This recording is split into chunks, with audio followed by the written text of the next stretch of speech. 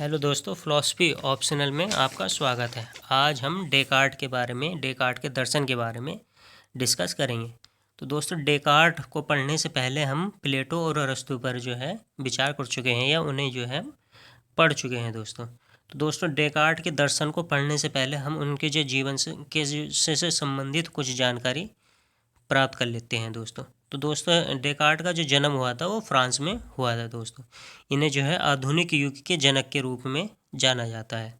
ठीक है दोस्तों, जो इनकी प्रारंभिक शिक्षा है बहुत अच्छे स्कूल में हुई है। स्कूली शिक्षा प्राप्त करने के बाद इन्होंने साहित्य, गणित, दर्शन और रसायन शास्त्र और भौतिक शास्त्र में जो है अध्ययन किया है दोस्तों। मगर इन्होंने क्या पाया, इन्होंने पाया है कि भाई साहित्य, दर्शन शास्त्र और रसायन विज्ञान हमें जो है ये निश्चित ज्ञान प्राप्त नहीं करा सकते हैं। इनका मानना था कि भाई हमें जो है निश्चित और असंदिग्ध ज्ञान प्राप्त हो। ठीक है दोस्तों, तो निश्चित एवं असंदिग्ध ज्ञान प्राप्त करने के लिए ये क्या जो है नई नई विधि अपनी देते हैं। ये क्या कहते हैं कि भाई गणित का ही ज्ञान जो है ऐसा होता है जो निश्चित होता है, सार्वभौमिक होता है, एकाट्य होता है। तो ये क्या करना चाहते हैं कि दर्शन जो है वो दर्शन गणित की तरह हो, जिस पर कोई आक्षेप ना लगाया जा सके। उसका सारा ज्ञान जो विवाद से परे हो, ऐसा हो जो निश्चित हो, सार्वभौमिक हो और जो निश्चित सार्वभौमिक हो, एकाट्य हो। तो दोस्तों, ऐसा ज्ञान जो निश्चित हो, सार्वभौमिक हो, एकाट्य हो, ऐसा ज्ञान कहाँ से प्राप्त हो सकता है? केवल बुद्धि से ही प्राप्त होता है दोस्तों। ठीक है, क्योंकि बुद्धि से प्राप्त ज्ञान क्या होता है? सार्वभौमिक होता है, सत्य होता है, एकाट्य होता है। और अनुभव से जो प्राप्त ज्ञान होता है वो क्या परिवर्तनशील होता है। हम पहले ही जो है बता चुके हैं बुद्धिवाद और अनुभववाद को। ठीक है दोस्तों, तो इसके जो अनुभववाद जो परिवर्तनशील होता है, विशेष ज्ञान प्राप्त होता है, पर्सन टू पर्सन नहीं करता। तो दर्शन के क्षेत्र में अनुभव से प्राप्त ज्ञान जो है हमें निश्चित और सार्वभौमिक प्राप्त नहीं हो पाता। हमें केवल बुद्धि से ही जो है निश्चित और सार्वभौमिक ज्ञान प्राप्त होता है। तो इसलिए जो है डेकार्ट को बुद्धिवादी कहा जाता है दोस्तों। तो दोस्तों, ये जो है सैनिक बन गए थे। सैनिक बन के जो है इन्होंने जो है देश देश में जो है कई देशों में भ्रमण किया। फिर दोस्तों, इनका सबसे बड़ा लाभ ये था कि अविवाहित थे, इसलिए जो है इन्हें जो है अपने मन मुताबिक काम करने का मतलब इन पर जो है कोई पारिवारिक दबाव नहीं था दोस्तों। तो फिर जो भ्रमण करने के बाद ये हॉलैंड में अपना जो है वासस्थान बनाया और वहाँ पर जो है इन्होंने अध्यापन किया है दोस्तों। ठीक है, तो दोस्तों एक बात और है, ये जो है श्रद्धा और विश्वास को जो है त्याग करते थे। क्यों? जो मध्य युग में सत्य तक पहुंचने के लिए श्रद्धा और विश्वास का सहारा लिया जाता था।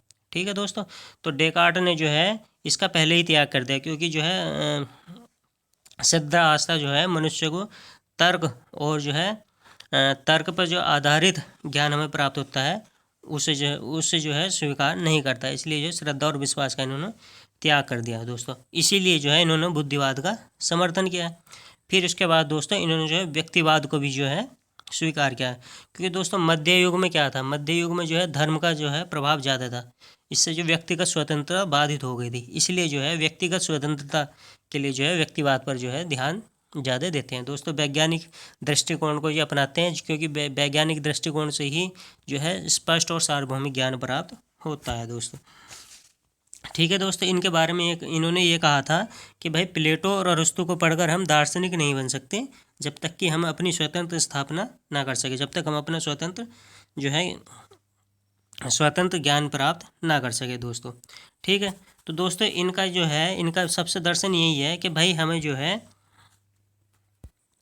जो है निश्चित और सार्वभौमिक ज्ञान कैसे प्राप्त हो सकता है।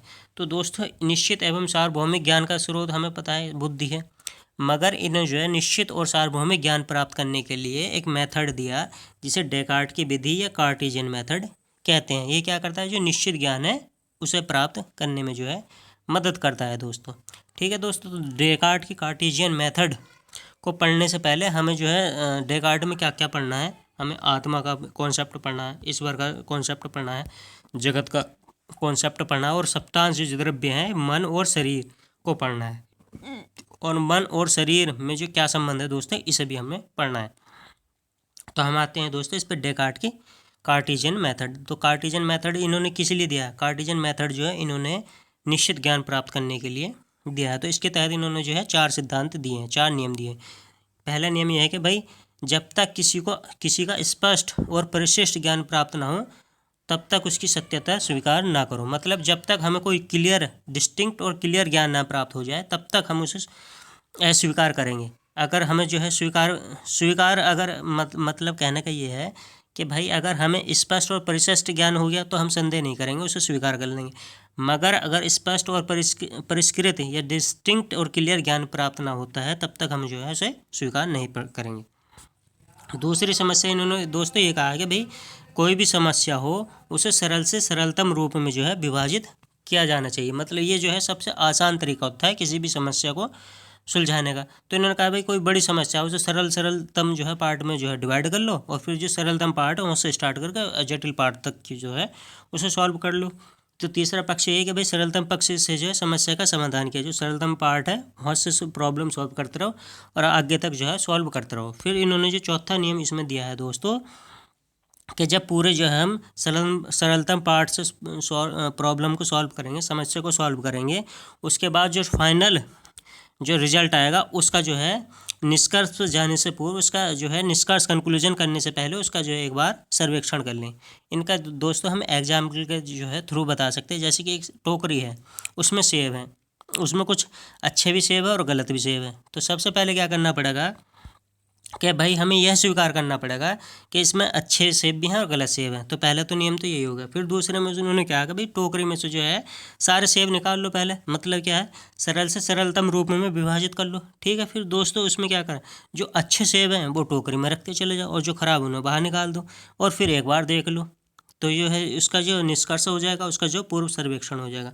तो इस आधार पर हम क्या पाएंगे कि टोकरी में जो सभी सेब रहेंगे वे अच्छे रहेंगे, तो वे सत्य रहेंगे। तो इसी विधि से डेकार्ट जो है, ये डेकार्ट विधि जो है कार्टेशियन मेथड से निश्चित और सार्वभौमिक ज्ञान प्राप्त करने की एक विधि स्वीकार करते हैं। इसी से जो है सत्य ज्ञान पर जो है हम पहुंच सकते हैं दोस्तों। ठीक है, डेकार्ट के कार्टेशियन मेथड के बाद इन्होंने जो एक प्रतिभान और निगमन का कॉन्सेप्ट दिया है। प्रतिभान और निगमन क्या है दोस्तों? प्रतिभान और निगमन भी जो है ये सत्य ज्ञान प्राप्त करने का एक तरीका है दोस्तों। तो प्रतिभान में क्या होता है दोस्तों? प्रतिभान जिससे जो प्राप्त ज्ञान होता है वो निश्चित और सार्वभौमिक होता है। ये जो ज्ञान होता है इसे जो है बुद्धि जो तत्परता से हमें प्रदान करती है। जैसे 2+2 = 4। तो दोस्तों इस ज्ञान के लिए जो है अनुभव की ज़रूरत नहीं हो पाती। जैसे 2+2 = 4 होता है, हमें इसे की जो है किसी भी अनुभव की ज़रूरत नहीं। वैसे भी अनुभव हमें जो है निश्चित और सार्वभौमिक ज्ञान प्राप्त नहीं करता। दूसरा मेथड दोस्तों इन्होंने जो है इंट्यूशन, उसके बाद निगमन, रिडक्शन मेथड दिया। जो निगमन मेथड है दोस्तों ये क्या है, ये प्रतिभान पर भी जो आधारित है। जैसे प्रतिभान पर जो है हम अकाट्य ज्ञान का प्राप्त करते हैं, अकाट्य ज्ञान प्राप्त करते हैं, इसी से जो है हम निगमन के द्वारा भी अकाट्य ज्ञान की भी जो है प्राप्ति कर सकते हैं दोस्तों। तो निगमन के आधार पर कैसे हम प्राप्त करते हैं? तो इसमें जो है दोस्तों कुछ वाक्य होते हैं, ठीक है, उनसे ही निष्कर्ष निकाला जाता है। आधार वाक्य से निष्कर्ष निकाल कर जो है हम सार्वभौमिक या अनिश्चित ज्ञान प्राप्त करते हैं। जैसे मनुष्य राम मरणशील है, श्याम मरणशील है, तो सभी मनुष्य मरणशील है। इस तरह से कुछ आधार वाक्य रहते हैं, उनके आधार पर हम जो है सत्य ज्ञान की ओर पहुंचते हैं दोस्तों। ठीक है दोस्तों, फिर जो है डेकार्ट ने एक संदेहवादी जो है पद्धति या संदेहवादी एक विधि दोस्तों दी है। संदेहवादी विधि जो है डेकार्ट ने इसलिए दी है कि ये जो है पहले ये दर्शाना चाहता है कि हाँ भाई हमारे पास ऐसा ज्ञान प्राप्त करने की हमारे पास बुद्धि है या कोई हमारा अनुभव है जिससे जो हम निश्चित और सार्वभौमिक ज्ञान प्राप्त कर सकते हैं दोस्तों। तो दोस्तों ये डेकार्ट की इस पद्धति को संदेहवादी पद्धति इसलिए कहा जाता है क्योंकि इसमें जो है डेकार्ट संदेह करते हुए आगे बढ़ने पर जोर देते हैं। बस इसके जो है डेकार्ट वैज्ञानिक दृष्टिकोण से जो है आगे बढ़ना चाहते हैं इसमें, और जिसके लिए आवश्यक था कि सत्य को स्वीकार करने से पहले हम उस पर संदेह किया जाए, और जब तक कि उसकी सत्यता पूर्णतः प्रमाणित नहीं हो जाती है जब तक हम उस पर जो है संदेह करेंगे। तो दोस्तों ये क्या है, डेकार्ट की संदेह विधि जो है ये सत्यता की प्राप्ति करने की एक विधि है दोस्तों।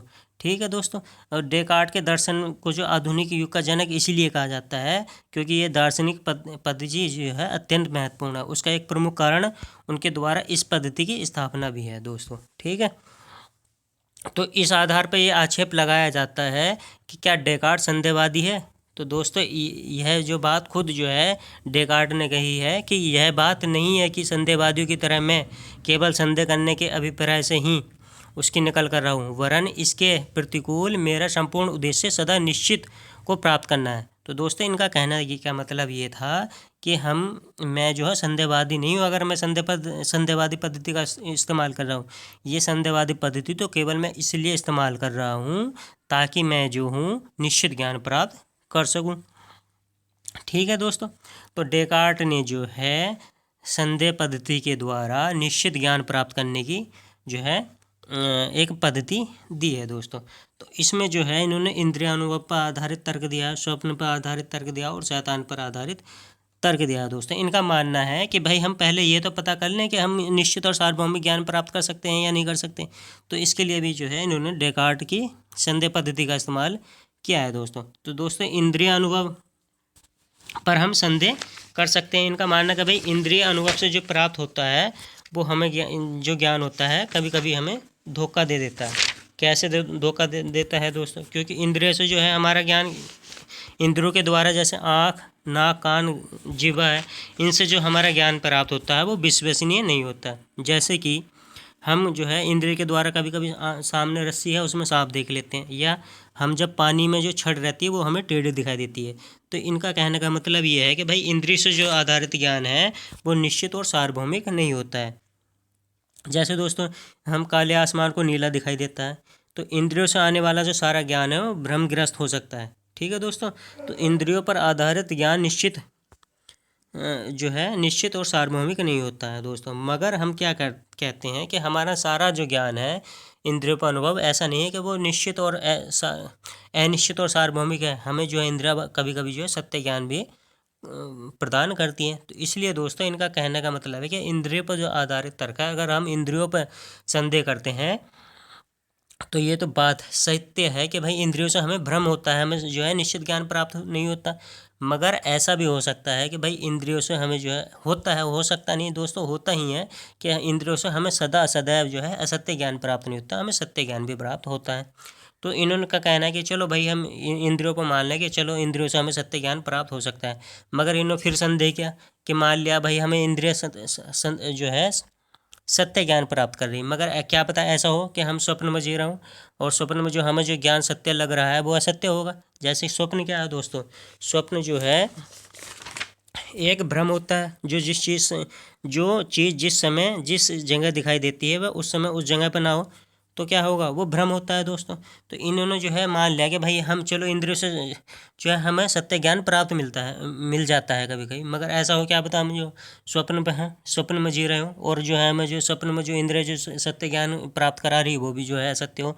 तो इनका मानने का कि कहने का मतलब ये है कि दोस्तों मान लिया हम स्वप्न में भी हैं, मगर स्वप्न में क्या है? स्वप्न में हम जो है वास्तव में सत्य ज्ञान प्राप्त नहीं कर सकते क्योंकि वो भ्रम पर आधारित है। मगर कभी कभी ऐसा होता है कि हम स्वप्न में भी जो है सत्य ज्ञान की प्राप्ति कर सकते हैं। जैसे मान लिया हम स्वप्न में हैं और हम जो 2+2 को कैलकुलेट करके 4 हम आंसर निकाल लें। तो जब हम स्वप्न आँख खुलती है तो हम जब कैलकुलेट करते हैं तो 2+2 4 होता है, यानी कि जो स्वप्न में जो हमें ज्ञान प्राप्त हो रहा है वो वास्तव में जो है सही ज्ञान है। तो इनका कहने का मतलब ये है कि चलो भाई हम स्वप्न पर आधारित जो ज्ञान है उस पर भी संदेह कर सकते हैं, मगर गणित का ज्ञान ऐसा होता है जो स्वप्न पर भी संदेह करने पर भी जो है वो सत्य ही होता है, वो सार्वभौमिक होता है और निश्चित होता है। तो दोस्तों इन्होंने जो स्वप्न पर आधारित तर्क के तहत ये बताया कि भाई स्वप्न पर भी हम पूर्ण रूप से संदेह नहीं कर सकते, उसमें भी जो है सत्य ज्ञान प्राप्त करने की जो है गुंजाइश हो सकती है। तो फिर मान लिया इन्होंने कहा कि चलो भाई मान लिया इसमें स्वप्न में हम जी रहे हैं उसमें भी सत्य ज्ञान प्राप्त करने की गुंजाइश है। मान लिया हमें जो है कोई शैतान है, उसने हमारा माइंड जो है नियंत्रित कर रखा है। ठीक है दोस्तों, ये है शैतान पर आधारित तर्क। उसने हमारा जो है माइंड पर नियंत्रित कर रखा है। उससे क्या होता है? मान लिया कि हमें जो है गणित का चाहे वो गलत हो मगर हमें सत्य प्रतीत होता हो ज्ञान। इनका कहने का मतलब ये है कि मान लिया हमारा पूरा माइंड जो है वो शैतान ने कंट्रोल कर रखा है और जिसे हम जो गणित का ज्ञान है जो हमें स्वप्न में भी सत्य दिखाई देता है, मान लिया वो शैतान ने हमें नियंत्रण कर रखा तो हमें जो है जो गणित का ज्ञान है वो असत्य होने के बाद भी हमें सत्य दिखाई देता हो। तो ऐसा भी हो सकता है। तो दोस्तों इसमें जो है इस विधि से जो है डेकार्ट ने खोज करने की जो है कोशिश की है कि क्या क्या हमारे पास ऐसी चीज़ है, ऐसी इंद्रिय है जिससे हम जो है सत्य ज्ञान प्राप्त कर सकते हो जिस पर हम संदेह ना कर सकते हो। तो दोस्तों इन्होंने कहा कि भाई इन तीनों पर संदेह करने के बाद भी हमारे पास जो है एक चीज़ ऐसी है जिस पर हम संदेह नहीं कर सकते, वो क्या है? मैं। कैसे दोस्तों? जैसे कि इंद्रियों से आने वाला जो ज्ञान होता है, जो भ्रामक होता है, उसमें भी मेरा अस्तित्व है। स्वप्न पर आधारित जो ज्ञान होता है उसमें भी मेरा अस्तित्व है, और शैतान पर भी आधारित जो तर्क हमने दिया उसमें भी मेरा अस्तित्व है। इसका मतलब संदेहकर्ता के रूप में जो मेरा अस्तित्व है वो तो निश्चित है, वो सार्वभौमिक है। कहने का मतलब ये है, अगर कोई कहता है कि भाई मैं धोखा खाता हूँ, तो इसका मतलब यह है कि मेरा तो अस्तित्व है, मैं तो हूँ। तो इनकी संदेहवादी पद्धति के आधार पर इन्होंने जो एक निष्कर्ष निकाला कि भाई मैं का अस्तित्व तो है, चाहे वो इंद्रियानुभव पर आधारित हो, स्वप्न पर आधारित हो या शैतान पर आधारित हो। तो इसलिए जो है इनका ये कथन है, मैं सोचता हूँ अतः मैं हूँ, I think therefore I am. तो ये दोस्तों क्वेश्चन पूछा जाता है यूपीएससी में भी कि भाई मैं सोचता हूँ अतः मैं हूँ से जो है डेकार्ट क्या बताना चाहते हैं। तो डेकार्ट यही बताना चाहते हैं कि भाई हम जो है जो निश्चित और सार्वभौमिक ज्ञान प्राप्त करने के लिए अपने अस्तित्व को तो ज़रूर स्वीकार करते हैं, क्योंकि जो है चाहे हम कितने भी इंद्रियानुभव में हो, स्वप्न में हो या शैतान में हो, मगर हमारा अस्तित्व तो है। तो इनका कहने का मतलब ये है कि भाई मैं यानी कि आत्मा पर हम संदेह नहीं कर सकते, क्योंकि हमारा जो है किसी भी प्रक्रिया में मेरा जो है अस्तित्व तो बना ही रहता है।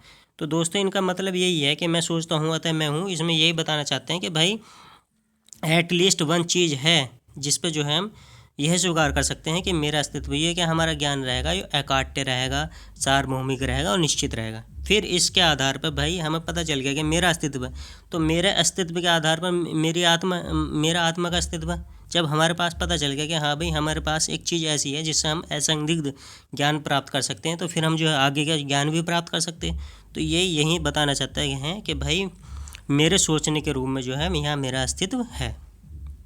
ठीक है दोस्तों, तो इसे ही कोजिटो इर्गो सम के नाम से भी इसे कहते हैं या समझते हैं कि कोजिटो इर्गो सम जो है डेकार्ट में क्या है। तो दोस्तों इन्होंने जो आत्मा के स्वरूप पर कुछ स्वरूप पर चर्चा की है इन्होंने, तो आत्मा को इन्होंने जो चेतन स्वरूप मानना है।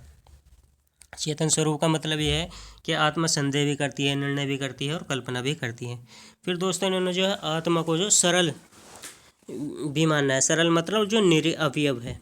ठीक है दोस्तों, निरअवयव है तो वो अविभाज्य होगी, और जो इसका जो शरीर के समान जो कोई अंग नहीं रहता है दोस्तों। तो इस बात का भी हमें ध्यान रखना है कि आत्मा का जो स्वरूप है वो सरल है। ये दोस्तों आगे की कार्टेशियन क्रिया प्रतिक्रिया सिद्धांत है उसमें काम आएगा। फिर दोस्तों इन्होंने एक पीनियल ग्रंथि माननी है। पीनियल ग्रंथि कहाँ, जो मस्तिष्क है वहाँ पर जो है रहती है, और इसी में जो आत्मा का वास स्थान है दोस्तों। पीनियल ग्रंथि जो है कृत्य प्रतिक्रिया के रूप में एक मीडिएटर का काम करते हैं, इसे हम आगे पढ़ेंगे दोस्तों। फिर इन्होंने मानना है कि भाई जो पशुओं में जो आत्मा होती है वो होती नहीं है पशुओं में। मतलब कहने का मतलब ये है कि पशुओं में आत्मा होती नहीं है। फिर क्वेश्चन आता है कि भाई पशुओं में अगर आत्मा नहीं होती है तो पशु जो है ये गतिमान और चलायमान कैसे होते हैं। तो इन्होंने बताया कि भाई पशुओं में जो गति का जो कारण है वो यह है कि इसमें जो हमारा हृदय होता है, जो पशुओं में जो हृदय होता है उसमें जो रक्त संचार होता है, और जब रक्त संचार होता है तो उसमें जो है ऊष्मा बनती है और उसमें से ऊर्जा आती है। तो इससे ऊर्जा से जो उनका शारीरिक जो है गति होती है। तो इन्होंने कहा कि भाई पशुओं में आत्मा नहीं होती, उनकी गति जो है पूर्णतः यांत्रिक होती है दोस्तों। ठीक है, तो इनका जो आत्मा का स्वरूप का हमें पता चल गया। अब फिर आता है दोस्तों आत्मा के जो इन्होंने मैं सोचता हूँ अतः मैं हूँ, इस पर कुछ आक्षेप लगाए हैं कुछ दार्शनिकों ने, उसके बारे में और पढ़ लेते हैं दोस्तों। तो इसमें बस हमें यही ध्यान रखना है कि मैं सोचता हूँ अतः मैं हूँ, इससे तात्पर्य यही है कि डेकार्ट ये बताना चाहते हैं कि भाई मेरा अस्तित्व है, इस पर मैं संदेह नहीं कर सकता हूँ, मेरा एग्जिस्टेंस है। ठीक है, क्योंकि दोस्तों डेकार्ट जो है संदेहवादी दार्शनिक है, जो हर एक चीज़ को तब तक स्वीकार नहीं कर सकते जब तक कि हम उस पर आक्षेप ना लगा जाए। मगर हमने अभी देखा है कि हमने पूरा आक्षेप लगाने के बाद भी जो है मैं का जो स्वरूप है उस पर हम आक्षेप नहीं लगा पाए, उसका हम अस्तित्व जो है निश्चित और सार्वभौमिक रूप से मानते हैं दोस्तों। ठीक है, फिर आत्मा का स्वरूप बता दें, फिर इन पर जो है आक्षेप लगाया जाता है। तो दोस्तों एक ह्यूम है अनुभववादी दार्शनिक है। ठीक है दोस्तों, इन्होंने कहा कि भाई मैं जब अपने अंदर गहराई पर देखता हूँ तो मेरे अंदर जो है विचार सुख दुख जैसे विचार आते हैं, आत्मा नाम की कोई चीज़ नहीं आती है। तो इनका मानना क्या है कि भाई आत्मा नाम की कोई चीज़ है नहीं। जो डेकार्ट ने जो है असंदिग्ध रूप से आत्मा का या मैं का जो अस्तित्व स्वीकार किया है उसे ह्यूम जो नकार देते हैं। ये कहते हैं कि भाई, क्योंकि ह्यूम दोस्तों जो अगले अनुभववादी दार्शनिक आएंगे उसमें हम पढ़ेंगे। तो ह्यूम ने ये आक्षेप लगाया कि भाई जब हम अंदर अपने शरीर में मैं जब गहनता से विचार करता हूँ तो उसमें क्या पाते हैं हम, सुख दुख आता है, विचार आता है, आत्मा नाम की कोई चीज़ आती ही नहीं। तो इन्होंने कहा है भाई आत्मा उत्मा जो जिस आत्मा को मानते हैं वो आत्मा वास्तव में है नहीं। आत्मा को ये जो है इन्होंने संस्कारों का बंडल मानना है। ठीक है दोस्तों, आत्मा को जो है इन्होंने जो हम बेसिक आत्मा मानते हैं कि आत्मा जो है अमर है, अजर है, निरवय है, ये स्वीकार ही नहीं करते उस स्वरूप में आत्मा को। ये आत्मा को केवल संस्कारों का मंडल मानते हैं। ठीक है दोस्तों, तो दोस्तों ह्यूम को जब हम पढ़ेंगे तो इसमें संस्कार और प्रत्यय दो नाम की चीज़ आती है, तो हम उसके बारे में डिस्कस करेंगे। इन्होंने संस्कार को जो है मानना है ये जो है तीव्र गति से हमारे मस्तिष्क में आते हैं और ये प्रत्यय से पहले आते हैं। ठीक है दोस्तों, तो इनमें जब ये एकदम आते जाते रहते हैं तो हम ये मान लेते हैं कि भाई ये जीवित है। बाकी ये क्या, जैसे फोटोग्राफी में अनेक फ्रेम आते हैं और पूरी वीडियो बन जाती है, वास्तव में वीडियो क्या, कई सारे स्क्रीनशॉट का जो है एक समुच्चय होता है। तो इन्होंने यही माना कि भाई आत्मा जो है संस्कारों का बंडल है। ऐसे ही दोस्तों बौद्धों ने मानना है कि बौद्ध क्या कहते हैं कि भाई आत्मा जो है जो हम जैसे हम मानते हैं वो वैसी है होती नहीं है। आत्मा जो है उन्होंने भी कहा कि भाई आत्मा जो है एक प्रवाह है। ठीक है दोस्तों, प्रवाह मतलब जैसे एक लो से दूसरे मोमबत्ती, एक लो से दूसरी लो जला दी, दूसरी लो से तीसरी लो जला दी, इस तरह से भी मानते हैं कि आत्मा जो अजय अमर है ही नहीं है, आत्मा जो है एक प्रवाह है। ऐसे ही मानते हैं कि आत्मा जो है संस्कारों का बंडल है, आत्मा कोई है ही नहीं है। जब हम अब अंदर विचार करते हैं तो हमें जो सुख दुख प्राप्त होता है और इसके अलावा और कोई आत्मा नहीं है। तो पहला आक्षेप ह्यूम का है दोस्तों। दूसरा दोस्तों कांट का आक्षेप है। कांट ने जो दोस्तों आत्मा के अस्तित्व की सिद्धि के लिए जो है, वैसे कांट जो है बाद में आत्मा का अस्तित्व स्वीकार करते हैं, मगर वे जो है ये मान के ही करते हैं, तर्क वाक्य के आधार पर आत्मा का अस्तित्व को अस्वीकार करते हैं। तो उनका मानना है कि भाई कांट ने कहा है कि आत्मा का अस्तित्व है। ठीक है, इसमें क्या अस्तित्व क्या एक गुण है। इन्होंने कहा भाई इसने जो है डेकार्ट ने कहा आत्मा का अस्तित्व है। ठीक है, इसमें क्या होता है, जो अस्तित्व है ये एक गुण हुआ है। ठीक है दोस्तों, ये जो है इन्होंने कहा कि अस्तित्व एक गुण है, ये जो आधार वाक्य है ये गलत है। कौन सा आधार वाक्य क्या है, आत्मा का अस्तित्व है, ये आधार वाक्य गलत है। क्योंकि दोस्तों अस्तित्व क्या होता है, एक गुण होता है, और गुण जो है वाक्य में गुण बदला जाएगा तो वाक्य का पूरा अर्थ बदल जाता है। जैसे कि मेज काली है, ठीक है, इसमें गुण क्या है, काली है। ठीक है दोस्तों, फिर इन्होंने जो वाक्य को में जो गुण हटा दिया है तो क्या है, मेज है। तो दोस्तों पहला जो वाक्य है वो मेज काली है और मेज है, ये दोनों अलग अलग वाक्य हैं। इनका मतलब यह है कि ईश्वर का अस्तित्व है, ये आधार वाक्य ही गलत है। क्योंकि अस्तित्व जो है एक गुण होता है और गुण वो होता है जो किसी वाक्य में अगर बदल दें या हटा दें तो उस वाक्य का जो विन्यास बदल जाता है या उसका अर्थ बदल जाता है। जैसे मेज काली है, इसमें काली गुण है, इसे हटा दिया काली को तो क्या मेज है, तो दोनों का अर्थ बदल गया। एक तो काली मेज को बता रहा है, एक केवल मेज को बता रहा है। फिर इसी बात पर जो आधार वाक्य है कि ईश्वर का अस्तित्व है, अस्तित्व क्या एक गुण है।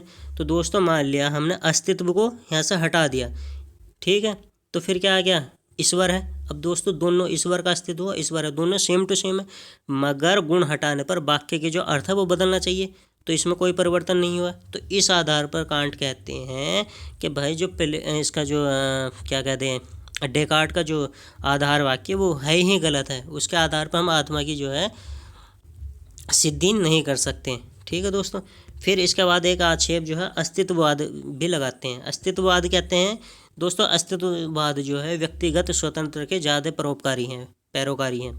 ठीक है, तो इनका कहना है कि भाई मैं सोचता हूँ अतः मैं हूँ की जगह जो है मैं हूँ इसलिए मैं सोचता हूँ, वाक्य सही है। जो डेकार्ट ने जो वाक्य दिया है वो गलत दिया है कि भाई मैं सोचता हूँ अतः मैं हूँ। इनके अनुसार वाक्य कैसा होना चाहिए, मैं हूँ इसलिए मैं सोचता हूँ। इनका कहने का मतलब यह है दोस्तों, जब तक मेरा अस्तित्व नहीं होगा तब तक जो है मैं कैसे सोच सकता हूँ भाई।